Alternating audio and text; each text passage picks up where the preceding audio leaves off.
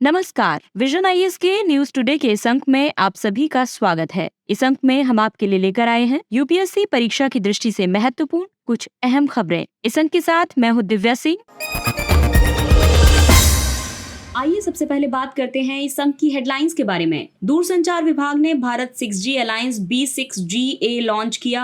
अमेरिकी सरकार global warming से निपटने के लिए सौर इंजीनियरिंग के उपयोग पर विचार कर रही है। केंद्रीय महिला और बाल विकास मंत्रालय ने बलात्कार पीड़ित बालिकाओं के लिए एक योजना की घोषणा की। इंटरनेशनल सी बेड अथॉरिटी गहरे समुद्र में खनन को विनियमित करने के लिए फिर से वार्ता शुरू करेगी। सांख्यिकी और कार्यक्रम कार्यान्वयन मंत्रालय ने प्रधानमंत्री ग्राम सड़क योजना पर प्रगति रिपोर्ट प्रस्तुत की और भारतीय निर्वाचन आयोग ने राजनीतिक दलों के लिए वित्तीय लेखा ऑनलाइन दाखिल करने के लिए वेब पोर्टल लॉन्च किया। और आइए अब खबरों पर विस्तार से चर्चा करते हैं। दूरसंचार विभाग ने भारत 6G अलायंस लॉन्च किया है। इसका नाम है B6GA। भारत 6G अलायंस एक सहयोगी मंच है। इसमें सार्वजनिक और निजी क्षेत्र की कंपनियां, शिक्षाविद, अनुसंधान संस्थान और मानक विकास संगठन शामिल हैं। ये अन्य 6G वैश्विक अलायंस के साथ गठबंधन बनाएगा और समन्वय स्थापित करेगा। साथ ही ये अंतर्राष्ट्रीय सहयोग और ज्ञान के आदान प्रदान को भी बढ़ावा देगा। B6GA का उद्देश्य है भारत को किफायती 5G और 6G तथा अन्य भावी दूरसंचार समाधानों से संबद्ध बौद्धिक संपदा, उत्पादों और समाधानों का अग्रणी वैश्विक आपूर्तिकर्ता बनाना। इंडिया एट 2030 के लिए एक शक्तिशाली चालक के रूप में 6G प्रौद्योगिकी का उपयोग करना। इसके अलावा इस अलायंस का उद्देश्य ये भी है कि प्रौद्योगिकी संबंधी जरूरतों के साथ साथ 6G की व्यावसायिक और सामाजिक आवश्यकताओं को भी समझना। भारत में भारत 6 विजन के कार्यान्वयन के लिए तैयार रहने के लिए परामर्श पत्र विकसित करना। आपको बता दें कि 6G क्षेत्र में कई पहलें शुरू की गई हैं, जैसे कि दूरसंचार प्रौद्योगिकी विकास कोष के तहत परियोजनाओं के लिए 2 समझौतों पर हस्ताक्षर किए गए हैं। दूरसंचार प्रौद्योगिकी विकास कोष योजना वर्ष 2022 में सार्वभौमिक सेवा दायित्व निधि ने शुरू की थी। USOF यानी सार्वभौमिक सेवा दायित्व निधि दूरसंचार विभाग के तहत एक संस्था है। USOF से वार्षिक संग्रह का 5% TTDF को हस्तांतरित किया जाता है। ये राशि ग्रामीण विशिष्ट संचार प्रौद्योगिकी उपयोगों में अनुसंधान और विकास के वित्त पोषण के लिए उपलब्ध कराई जाती है। साथ ही इसका उपयोग दूरसंचार तंत्र की स्थापना और विकास के लिए शिक्षा जगत, स्टार्टअप्स और उद्योग के बीच समन्वय स्थापित करने में भी होता है। DCIS यानी डिजिटल कम्युनिकेशन इनोवेशन स्क्वायर के तहत स्टार्टअप्स और MSMEs को धन आवंटित किया जाता है। 6G नेटवर्क 5G की अगली पीढ़ी है। इसकी मुख्य विशेषताएं हैं उच्चतर आवृत्तियों का उपयोग करना। ये 1000 Gbps तक की पीक डेटा रेट प्रदान करती है। ये कम लेटेंसी वाली प्रौद्योगिकी है। लेटेंसी मतलब कि प्रसारण और प्राप्ति में होने वाला विलंब। तो 6G या 5G नेटवर्क की लेटेंसी है 1 मिलीसेकेंड। 6G का महत्व यह है कि ये हाई परफॉर्मेंस कंप्यूटिंग यानी HPC, एज कंप्यूटिंग, प्रौद्योगिकी अभिसरण आदि में सहायक है। और आइए बात करते हैं जलवायु परिवर्तन से निपटने के लिए क्या कुछ किया जा रहा है उसके बारे में। एक रिपोर्ट के मुताबिक अमेरिकी सरकार ग्लोबल वार्मिंग से निपटने के लिए सौर जियो इंजीनियरिंग के उपयोग पर विचार कर रही है। संयुक्त राज्य अमेरिका की सरकार ने सोलर जियो इंजीनियरिंग यानी SGE यानी कि सौर विकिरण प्रबंधन पर एक रिपोर्ट जारी की है। संघीय सरकार की ओर से इस रिपोर्ट का कार्यान्वयन अनिवार्य किया गया है। इस रिपोर्ट के मुताबिक ये अध्ययन किया जाएगा कि सूर्य के प्रकाश को अवरुद्ध करने से पृथ्वी को जलवायु परिवर्तन से कैसे बचाया जा सकता है। सौर जियो इंजीनियरिंग अलग अलग प्रौद्योगिकियों का प्रतिनिधित्व करने वाली एक सामूहिक शब्दावली है। सौर जियो इंजीनियरिंग वायुमंडल को ठंडा रखने के लिए सूर्य के प्रकाश को पृथ्वी से दूर परावर्तित करने की पद्धतियों का वर्णन करती है। रिपोर्ट में सौर जियो इंजीनियरिंग की 2 पद्धतियों पर ध्यान केंद्रित किया गया है। एक है स्ट्रेटोस्फेरिक एरोसोल इंजेक्शन। इसमें सूर्य के प्रकाश को पृथ्वी से दूर परावर्तित करने के लिए यानी रिफ्लेक्ट करने के लिए ऊपरी वायुमंडल में सल्फर डाइऑक्साइड के कणों को छोड़ा जाता है। और दूसरी है मरीन क्लाउड ब्राइटनिंग। इस तकनीक में जहाजों से बादलों में समुद्री लवण इंजेक्ट कराया जाएगा और इससे ये बादल सूर्य के प्रकाश को परिवर्तित कर उसे पृथ्वी पर आने से रोक सकेंगे। सोलर जियो इंजीनियरिंग की अन्य प्रस्तावित पद्धतियों में शामिल है उच्च एल्बिडो वाली फसलें और इमारतें। इसके तहत सूर्य के ज्यादातर प्रकाश को अंतरिक्ष में परावर्तित करने के लिए इमारतों और फसलों के एल्बिडो में वृद्धि की जाती है। एल्बिडो प्रकाश का वो अंश होता है जिसे कोई सतह परावर्तित करती है। आपको बता दें कि जितने भी हमारे ग्लेशियर्स होते हैं उनका एल्बिडो बहुत ज्यादा होता है, तो इसीलिए अंटार्कटिका और आर्कटिक का महत्व है क्योंकि सबसे ज्यादा एल्बिडो यहीं पर होता है। उसके अलावा अलावा दूसरी पद्धति है ओशन मिरर। इसके तहत समुद्री जहाजों के बेड़े का उपयोग कर महासागर की सतह पर माइक्रो बबल्स उत्पन्न किए जाते हैं। ये माइक्रो बबल्स दर्पण के रूप में कार्य करके सूर्य के प्रकाश को परावर्तित कर देते हैं। साथ ही बादलों को पतला करना, इस पद्धति से वायुमंडल में पक्षाभ मेघों को हटाया जाता है। पक्षाभ मेघ तरंग दैर्घ्य विकिरण को अवशोषित करते हैं और पृथ्वी पर तापमान में वृद्धि करते हैं। इस तकनीक से इस अवशोषण में कमी होगी। इसके अलावा अन्य तकनीक है अंतरिक्ष संशेड। इसके तहत पृथ्वी से सूर्य के अधिक प्रकाश को परावर्तित करने के लिए पृथ्वी की कक्षा में कई दर्पणों को स्थापित किया जाता है। दरअसल सौर जियो इंजीनियरिंग का महत्व इसलिए भी है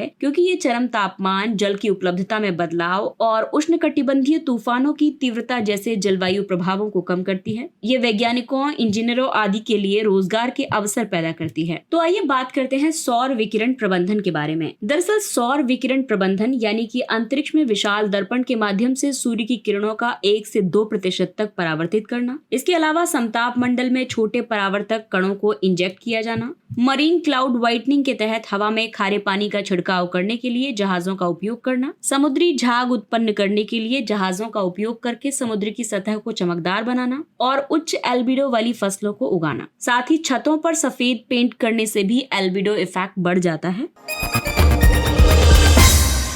और आइए बात करते हैं महिला एवं बाल विकास मंत्रालय की। केंद्रीय महिला और बाल विकास मंत्रालय ने बलात्कार पीड़ित बालिकाओं के लिए एक योजना की घोषणा की है। इस योजना का उद्देश्य पीड़ित बालिकाओं को एक ही योजना या कार्यक्रम के तहत एकीकृत समर्थन और सहायता प्रदान करना है। इस योजना में ये कहा गया है कि पीड़ित बालिकाओं को कई सेवाओं तक तत्काल, आपातकालीन और गैर आपातकालीन पहुंच प्रदान की जाएगी। इन सेवाओं में शिक्षा, पुलिस सहायता, स्वास्थ्य देखभाल सेवाएं जिसमें कि मातृत्व, नवजात और शिशु देखभाल और साथ ही मनोवैज्ञानिक परामर्श तथा कानूनी सहायता शामिल है। ये योजना न्याय प्राप्ति और पुनर्वास के लिए नाबालिग पीड़ित बालिकाओं और उनके नवजात शिशुओं को बीमा कवर प्रदान करेगी। राष्ट्रीय अपराध रिकॉर्ड ब्यूरो के आंकड़ों के मुताबिक 2021 में लैंगिक अपराधों से बालकों का संरक्षण यानी पॉक्सो अधिनियम के तहत 51,863 मामले दर्ज किए गए थे, जिसमें कि 64% मामले यौन उत्पीड़न के थे। इस योजना का लाभ प्राप्त करने के लिए पीड़िता के पास FIR यानी प्राथमिकी की एक प्रति यानी कॉपी होना अनिवार्य नहीं है। ये योजना निर्भया कोष के तहत संचालित होगी। ये कोष एक गैर व्यक्तिगत यानी नॉन लैप्सेबल फंड है। ये कोष देश में महिलाओं की रक्षा और सुरक्षा बढ़ाने के उद्देश्य से शुरू की गई पहलों को वित्त पोषण प्रदान करता है। ये योजना राज्य सरकारों और बाल देखभाल संस्थानों के सहयोग से मिशन वात्सल्य की प्रशासनिक संरचना का उपयोग करेगी। केंद्रीय महिला और बाल विकास मंत्रालय ने 2021 में मिशन वात्सल्य को शुरू किया था। ये एक केंद्र प्रायोजित योजना है। ये मिशन बच्चों की सुरक्षा और उनके कल्याण पर केंद्रित है। इंटरनेशनल सी बेड अथॉरिटी गहरे समुद्र में खनन को विनियमित करने के लिए फिर से वार्ता शुरू करेगी। ISA एक स्वायत्त अंतर्राष्ट्रीय संगठन है। इसे 1982 में संयुक्त राष्ट्र समुद्री कानून अभिसमय अंक्लोज के तहत गठित किया गया। ISA गहरे समुद्र में खनन के लिए क्षेत्र आवंटित करता है। देश अपने स्वयं के समुद्री क्षेत्र और अनन्य आर्थिक क्षेत्रों का प्रबंधन करते हैं। अनन्य आर्थिक क्षेत्र 200 समुद्री मील तक होता है। वहीं इसके विपरीत खुले समुद्र और अंतर्राष्ट्रीय महासागरीय नीतल अंक्लोज द्वारा अभिशासित होते हैं। गहरे समुद्र में खनन के तहत समुद्र के नीतल से खनिज भंडार और धातुओं को निकालना शामिल है। इसके अंतर्गत 3 तरीकों से खनिजों को निकाला जाता है। सबसे पहला है महासागरीय तल में निक्षेपित समृद्ध पॉलीमेटलिक नोड्यूल्स को निकालना। पॉलीमेटलिक नोड्यूल्स में निकल, दुर्लभ भूतत्व और कोबाल्ट आदि होते हैं। समुद्र नीतल से बड़े पैमाने पर सल्फाइड के भंडारों का खनन किया जाता है। इसके अलावा चट्टान से कोबाल्ट की परतों को अलग करना। तो इन 3 तरीकों से खनिजों को यहाँ पर निकाला जाता है। गहरे समुद्री खनन का महत्व इसलिए भी है क्योंकि पॉलीमेटलिक नोड्यूल्स से निकाली गई धातुओं का उपयोग इलेक्ट्रिक उपकरणों, स्मार्टफोन और सौर पैनल में किया जा सकता है। आवंटित क्षेत्र में उपलब्ध PMN यानी कि पॉलीमेटलिक नोड्यूल्स भंडार के केवल 10% का उपयोग करके भारत अगले 100 वर्षों तक अपनी ऊर्जा आवश्यकताओं को पूरा कर सकता है। लेकिन गहरे समुद्री खनन से जुड़ी कई चिंताएं भी हैं। दरअसल इससे समुद्र के पारिस्थितिकी तंत्र की अपूरणीय और अपरिवर्तनीय क्षति हो सकती है। समुद्री प्रजातियों पर हानिकारक प्रभाव पड़ सकता है। ईंधन के रिसाव और फैलाव जैसी दुर्घटना का अत्यधिक जोखिम बढ़ सकता है। अंक्लोज 1994 में प्रभावी हुआ था। ये विश्व के महासागरों और समुद्रों में कानून एवं व्यवस्था की एक वृहद प्रणाली स्थापित करता है। साथ ही महासागरों और उनके संसाधनों के सभी उपयोगों को शासित करने वाले नियमों को भी स्थापित करता है। सांख्यिकी और कार्यक्रम कार्यान्वयन मंत्रालय ने प्रधानमंत्री ग्राम सड़क योजना पर प्रगति रिपोर्ट पेश की है। मंत्रालय ने 20 सूत्री कार्यक्रम 2006 प्रगति रिपोर्ट जारी की है। इस रिपोर्ट में राज्यों और केंद्र शासित प्रदेशों के तिमाही प्रदर्शन विश्लेषण के लिए 14 मापदंडों पर विचार किया गया है। इस रिपोर्ट में राज्यों और केंद्र शासित प्रदेशों की प्रगति को वर्गीकृत किया गया है। 80% से कम लक्ष्य पूरा करने वाले राज्यों और केंद्र शासित प्रदेशों की प्रगति को खराब के रूप में वर्गीकृत किया गया है। 80% या उससे अधिक लेकिन 90% से कम को अच्छा माना गया है। 90% या उससे अधिक के लक्ष्य को पूरा करने वाले राज्यों और केंद्र शासित प्रदेशों की प्रगति को बहुत अच्छा माना गया है। इस रिपोर्ट में ये भी कहा गया है कि पश्चिम बंगाल और महाराष्ट्र सहित 7 राज्य और केंद्र शासित प्रदेश अपने प्रधानमंत्री ग्राम सड़क योजना लक्ष्य का 20% भी हासिल करने में विफल रहे हैं। इस अवधि के दौरान लगभग 35,000 किलोमीटर सड़क के निर्धारित लक्ष्य का केवल 53% ही हासिल किया जा सका है। उत्तर प्रदेश और ओडिशा को बहुत अच्छी श्रेणी में रखा गया है। वहीं अंडमान और निकोबार का प्रदर्शन सबसे खराब रहा है। प्रधानमंत्री ग्रामीण सड़क योजना को ग्रामीण विकास मंत्रालय ने 2000 में शुरू किया था। इस योजना का लक्ष्य सड़क संपर्क विहीन बस्तियों को हर मौसम में सुलभ सड़क संपर्क प्रदान करना है। ऐसी बस्तियों के लिए कई जनसंख्या मानदंड निर्धारित किए गए हैं, जैसे कि 2001 की आबादी के अनुसार मैदानी क्षेत्र में 500 व्यक्तियों की आबादी होनी चाहिए। विशेष श्रेणी के राज्यों या केंद्र शासित प्रदेशों में 250 व्यक्तियों या उससे अधिक की आबादी होनी चाहिए। ये एक केंद्र प्रायोजित योजना है। इसके अलावा फंडिंग पैटर्न की बात करें तो उत्तर पूर्वी और हिमालयी राज्यों के लिए केंद्र और राज्यों के बीच वित्त पोषण साझाकरण पैटर्न 90 और 10 के अनुपात का है। वहीं अन्य राज्यों के लिए ये 60 और 40 के अनुपात में दिया जाता है। अगली खबर भारतीय निर्वाचन आयोग से संबंधित है। भारतीय निर्वाचन आयोग ने राजनीतिक दलों के लिए वित्तीय लेखाओं को ऑनलाइन दाखिल करने के लिए वेब पोर्टल लॉन्च किया है। नया वेब पोर्टल सभी राजनीतिक दलों द्वारा योगदान या फिर चंदा रिपोर्ट, लेखा परीक्षित वार्षिक विवरण और चुनाव के दौरान किए गए व्यय के विवरण को भारतीय निर्वाचन आयोग के समक्ष ऑनलाइन प्रस्तुत करने की सुविधा प्रदान करता है। इससे राजनीतिक दलों के वित्तीय अनुपालन के स्तर और पारदर्शिता में वृद्धि होगी। ये ईसीआई की 3C रणनीति क्लीन अप, क्रैकडाउन और कंप्लायंस का एक हिस्सा है। इसके अलावा ये राजनीतिक दलों के समक्ष भौतिक रूप से रिपोर्ट दाखिल करने में आने वाली कठिनाइयों को दूर करेगा। साथ ही वित्तीय विवरण को निर्धारित या फिर मानकीकृत प्रारूप में तथा समय पर प्रस्तुत करना सुनिश्चित करेगा। राजनीतिक दलों द्वारा इलेक्शन कमीशन ऑफ इंडिया के समक्ष वित्तीय विवरण प्रस्तुत करना लोक प्रतिनिधित्व अधिनियम 1951 के प्रावधानों के मुताबिक है। राजनीतिक दलों के वित्त पोषण में पारदर्शिता की आवश्यकता क्यों है? इससे राजनीति में काले धन के उपयोग में कमी होगी। चुनावों में महिलाओं और अन्य वंचित समूहों की भागीदारी को बढ़ावा मिलेगा। बड़े दानदाताओं और कॉर्पोरेट्स के अनुचित प्रभाव से दलों की स्वतंत्रता की गारंटी मिलेगी। हालांकि राजनीतिक दलों के वित्त पोषण से जुड़े कई मुद्दे हैं। रिप्रेजेंटेशन ऑफ पीपल एक्ट 1951 की धारा 77 और चुनाव संचालन नियमावली 1961 के तहत केवल उम्मीदवारों के लिए ही चुनाव खर्च की सीमा निर्धारित की गई है। राजनीतिक दल के खर्च के मामले में ऐसी कोई सीमा निर्धारित नहीं की गई है। कॉर्पोरेट चंदे पर कोई सीमा निर्धारित नहीं होने से क्रोनी पूंजीवाद यानी क्रोनी कैपिटलिज्म का मार्ग प्रशस्त होता है। क्रोनी कैपिटलिज्म एक ऐसी व्यवस्था है या फिर एक ऐसी अर्थव्यवस्था है जिसमें व्यवसाय की सफलता व्यवसायियों और सरकारी अधिकारियों के बीच साठगांठ पर निर्भर करती है और साथ ही चुनावी बॉन्ड की अपारदर्शी प्रकृति स्वतंत्र और निष्पक्ष चुनाव को हानि पहुंचा सकती है। और आइए अब बात करते हैं कुछ अन्य महत्वपूर्ण सुर्खियों की। मेटलर्जिकल कोक, धातुकर्म कोयला। केंद्र सरकार ने मेटलर्जिकल कोक के आयात में आए अचानक उछाल को देखते हुए इस मामले में सुरक्षात्मक जांच के आदेश दिए हैं। मेटलर्जिकल कोयले का उत्पादन अत्यधिक उच्च तापमान पर कोक ओव में कोयले के भंजक आसवन द्वारा किया जाता है। इसका उपयोग लौह अयस्क से लोहा प्राप्त करने के लिए बड़े पैमाने पर और लोहा तथा इस्पात उद्योग प्रक्रियाओं में किया जाता है। भारत इस कोक की कुल वास्तविक मांग का केवल एक छोटा सा हिस्सा ही उत्पादित करता है, जबकि शेष जरूरतों को आयात के माध्यम से पूरा किया जाता है।